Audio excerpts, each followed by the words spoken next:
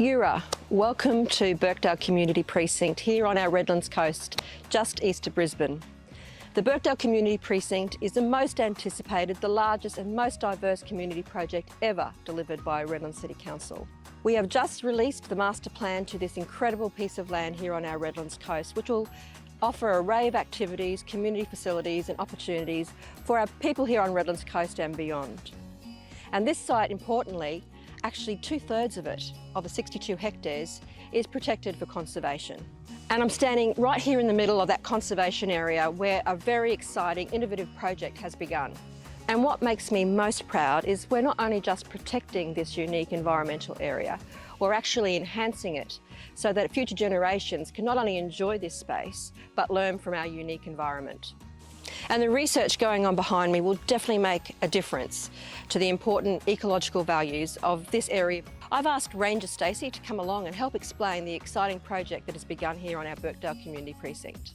Hello Ranger Stacey. Hello Mayor. Welcome back to the wilds of Birkdale. It is always great to visit this beautiful site, I've got to say. So tell us about this exciting project that's going on behind us. Well, you said it is a very exciting project, and it's all about testing the nutritional value of the koala food trees that are all around us. And it's going to have really long-term benefits to the koala populations here at the Birkdale Precinct, but right across the Redlands coast as well. And today our researchers are actually doing a very important, one of the first processes involved in the whole project. So they've mapped the whole area, and right now what they're doing is they're collecting leaves which will be sent to the lab to test their nutritional quality. So exciting to see this happening right here on our Redlands coast. So let's have a look. Yeah, let's go and check it out. Come and meet James and Christina, our wonderful researchers. This is the Mayor of Redlands City. Hi.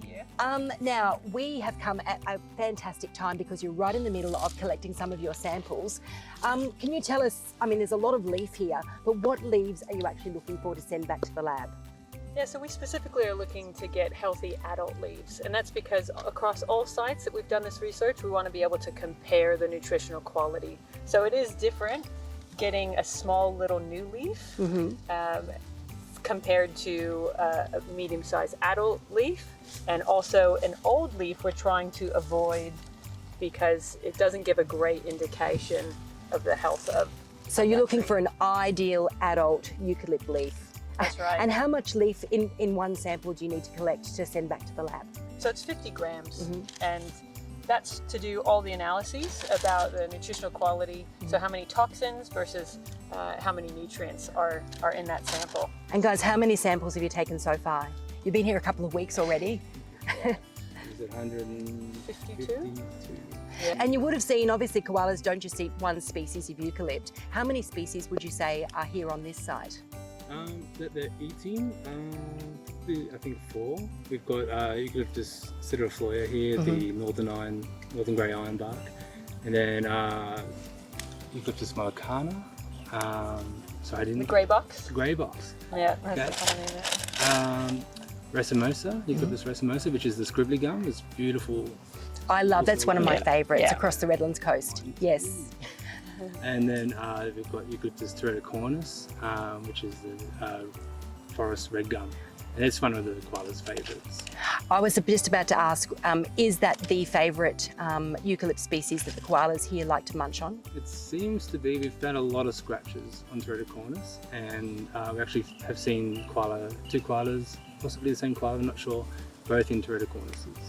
And I'm really intrigued by the science behind what makes one tree better than another gum tree. Yeah, that's a really good question, because the chemistry in a eucalypt changes between species and also within the species. So one eucalyptus, one forest red gum wouldn't be the same as another forest red gum. So what we see a lot is a lot of scratches on one tree, and then neighbouring trees there might not be any scratches. And it's a lot to do with the chemistry of the leaf. So there's toxins and there's proteins, available proteins, and basically the koala knows which trees are better for them to eat and get their nutrients from, and which ones not to go to. So very clever And fussy koalas. Oh yeah, yeah. And also, evolved. yes, and very lucky to have this work going on in our city and across this area in particular, because it's only going to be a good thing for the future. And I'm really intrigued. I mean, you've got these leaves and these branches down on the ground, but you've got a great technique to actually get the branches down. What do you call it? It's a throw line launcher.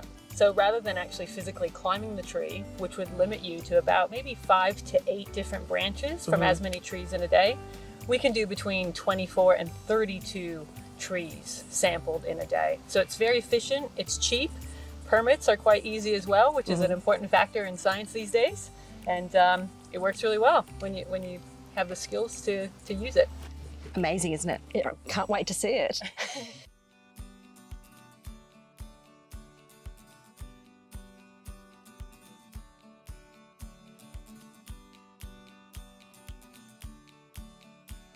Well, Ranger Stacey, I understand they're dubbing this project the gourmet gum leaves, and it might sound like our koalas are a bit fussy, or we're spoiling them, but really the level of nutrition in these leaves is critically important to them. And they do deserve to be spoiled and have the best diet possible. It is a really important issue, actually, the nutritional ecology of the food that our koalas eat, and it's not always something that comes to mind straight away. So we all know that our koalas are battling the terrible disease chlamydia, and us as a community can all play our part on the roads and in our backyards to protect our koalas. But I think this is a fundamental thing that's being focused on, this joint research between the Redlands City Council and the Australian National University. It's just something that will give hope to our koalas in the future, and they deserve it. So gourmet gum leaves it is. So what's the long-term goal with the baseline data that you're collecting through this leaf mapping? Yeah, we're looking to improve the foodscape for the koalas on the site, and it's really about looking at the nutritional value, and then planting seeds throughout the park, and really improving what's available here for the koalas. And obviously there are challenges right across the globe when it comes to biodiversity. Yeah, so we're amid a global biodiversity crisis, as people are probably aware, sadly. And that's no different across Australia. We're losing many species, and even in Queensland. So the idea is, if we think global, but act local, and that's exactly what we're doing here. So preserving old growth trees and conservation areas, as this project is doing, it's fantastic, really best practice management. But also on top of that, using evidence-based information and science to improve that landscape into the future, to give the koalas and other fighting species a chance. Fantastic.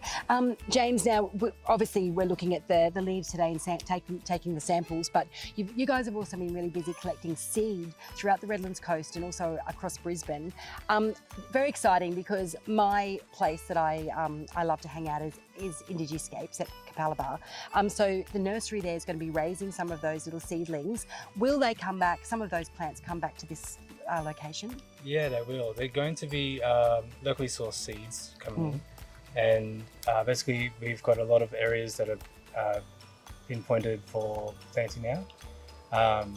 And the seeds are collected from trees that we've already got data on. So we already know that they're really nutritious for koalas. So Yeah. it'll be really good to see them planted on site. So as we said, it's protecting and enhancing. That's what it's all about. Well, we should let you guys get back to work, and it's been great to shine a spotlight on this work that is going on kind of behind the scenes, but it's really happening. It's amazing, isn't it? It's really exciting. So thank you so much, Christina and James. We look forward to great trees coming out of your project here on our Birkdale Community Precinct. And thank you, Ranger Stacey, Thank for you. coming out bush with us once again. Well, let's see if we can get back without getting lost. I'm sure you know the way. I'll follow you. Follow me.